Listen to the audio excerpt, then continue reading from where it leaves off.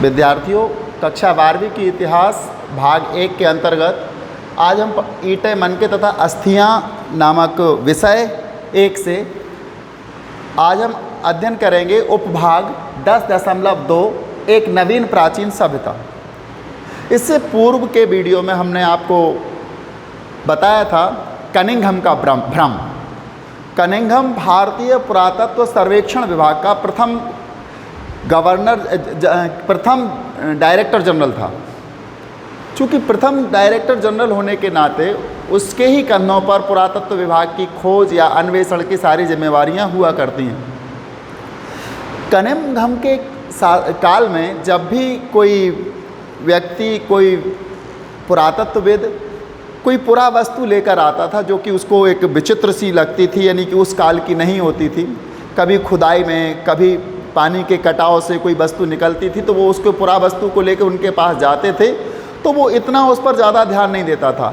और उसका एक मानना था कि ये गंगा जो प्रारंभिक सभ्यता थी, गंगा नदी की घाटी की सभ्यता थी, उसके बारे में वो सोचता था और आगे के बारे में कुछ सोचता नहीं था, ज़्यादा उस वस्तु को तवज्जो नहीं देता था। धीरे धीरे उसे एक भ्रम हो गया था कि ये जो भी वस्तुएं निकल रही हैं ये गंगा नदी की घाटी में पनपी संस्कृति की ही वस्तुएं हैं।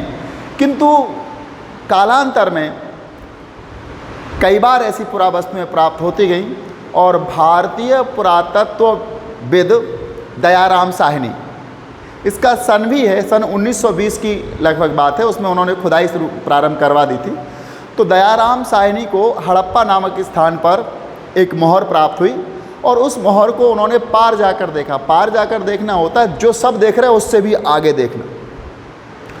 तो जब उन्होंने उसको पार जाकर देखा तो उन्हें लगा कि ये मोहर जो है ये इस गंगा की संस्कृति की नहीं है, गंगा की घाटी की संस्कृति या सभ्यता की मोहर नहीं है। धीरे धीरे उन्होंने खुदाई का कार्य प्रारंभ किया तो बहुत सारे अवशेष उनको प्राप्त हुए। उसी समय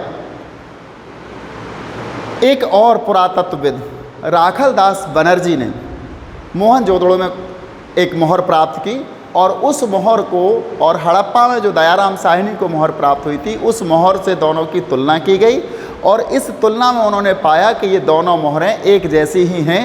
इसका मतलब था कि ये किसी एक ही सभ्यता या संस्कृति की मोहरें हैं, एक ही सभ्यता या संस्कृति के साक्ष्य हैं, दोनों में समानता थी।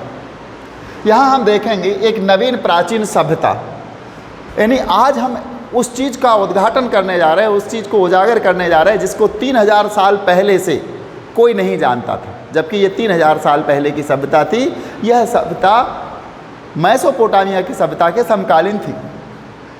यहाँ लिखते हैं हम, कालांतर में 20वीं शताब्दी के आरंभिक दशकों में दयाराम साहनी जैसे पुरातत्वविदों ने हड़प्पा में मोहरें खोज निकाली जो निश्चित रूप से आरंभिक ऐतिहासिक स्तरों से कहीं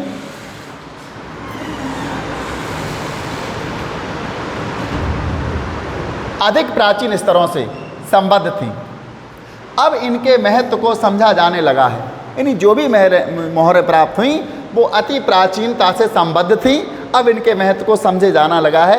एक अन्य पुराविद राखलदास बनर्जी ने, ये हैं राखलदास बनर्जी, इन्होंने मोहनजोदड़ो में की जगह मोहनजोदड़ो में इन्होंने मोहर प्राप्त की थी। हड़प्पा से मिली मोहरों के समान मोहरें मोहनजोदड़ो से खोज निकाली, जिससे अनुमान लगाया गया कि ये दोनों पुरास्थल एक ही पुरातात्विक संस्कृति के हिस्सा थे। इन्हीं खोजों के आधार पर सन 1924 में, यानी दोनों जब खोजें हुई हड़प्पा और मोहनजोदड़ो में जो मोहरें प्राप्त हुई, उन्हीं खोजों के आधार पर सन 1924 में भारतीय पुरातात्विक सर्वेक्षण के डायरेक्टर जनरल अलेक्जेंडर कनिंघम प्रारंभिक थे, प्रथम थे, और यह जॉन मार्शल ने पूरे विश्व के समक्ष सिंधु घाटी में एक नवीन सभ्यता की खोज की घोषणा की। यानी कि जॉन मार्शल ने सन 1924 में एक नवीन सभ्यता, सिंधु घाटी की सभ्यता की विश्व के समक्ष घोषणा कर दी। एन.एस. राव इसी घोषणा के प्रतिक्रिया स्वरूप एन.एस. राव जो कि एक इतिहासकार थे, इनकी प्रतिक्रिया आती है और उन्होंने अपनी इस प्रतिक्रिया को अपनी पुस्तक the story of Indian archaeology में लिखते हैं। मार्शल ने भारत को जहाँ पाया था उससे उसने 3000 वर्ष पीछे छोड़ा।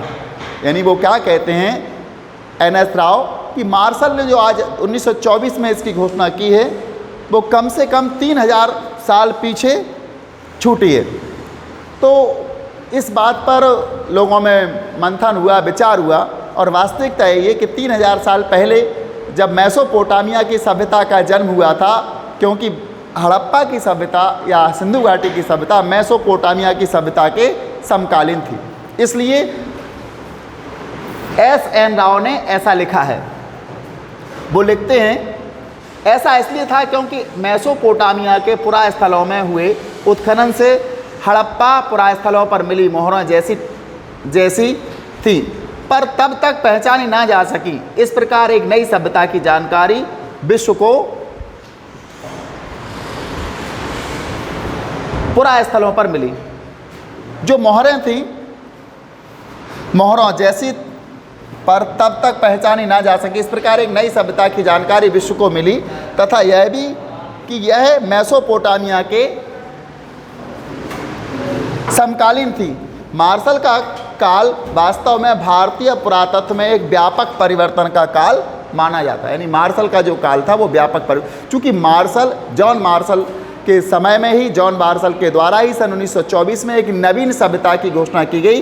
दुनिया को ये पता चला कि सिंधु घाटी की सभ्यता नाम की कोई चीज़ थी, इससे पहले किसी को कोई पता नहीं था। इसलिए मार्शल के काल को एक विशाल परिवर्तन का काल माना गया।